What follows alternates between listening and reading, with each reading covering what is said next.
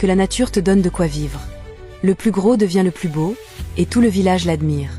Pendant ce temps, les femmes bodies sont occupées à faire vivre la communauté. Regarde cette jeune femme, agenouillée devant le feu, un pot en argile posé sur 3 pierres. Elle touille lentement la bouillie de maïs ou de sorgho. Elle rit avec les autres femmes, pendant que les enfants courent autour, pieds nus sur la terre chaude.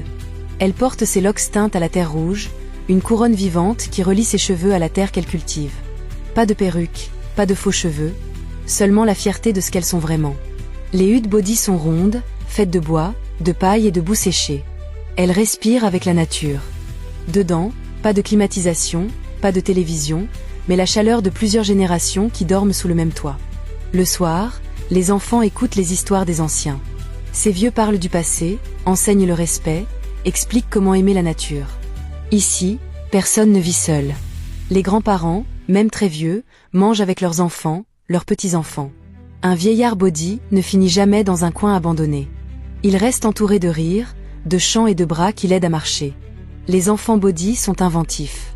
Ils n'ont pas de tablette ni de jeux vidéo, mais ils savent transformer la moindre branche en jouet. Ils attrapent de grands bâtons qu'ils plantent dans le sol pour grimper dessus, comme des équilibristes.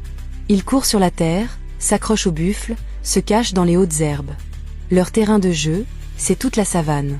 La vache est sacrée. Elle donne tout, le lait, le sang, la force. Le sang frais est prélevé sans tuer l'animal, une petite entaille, un bol, puis on referme. Rien n'est gaspillé. Le lait est bu pur, sans machine, sans additifs. Le corps grossit, le ventre s'arrondit.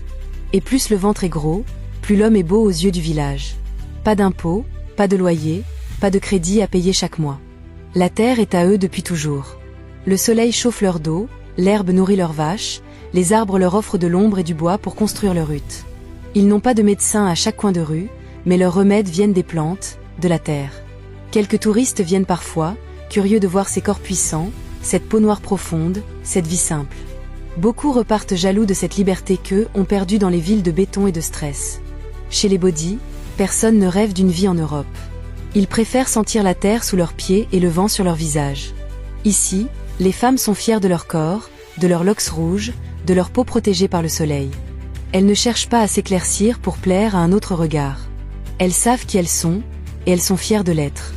Et surtout, chez les body, la famille, c'est sacré. Les enfants écoutent, apprennent, aident. Quand les parents vieillissent, ce sont eux qui portent les calebasses, qui vont chercher l'eau, qui gardent le feu allumé. On ne laisse jamais un ancien mourir seul. Il part entouré de tout son sang. Pendant que, chez nous, on court pour payer des factures,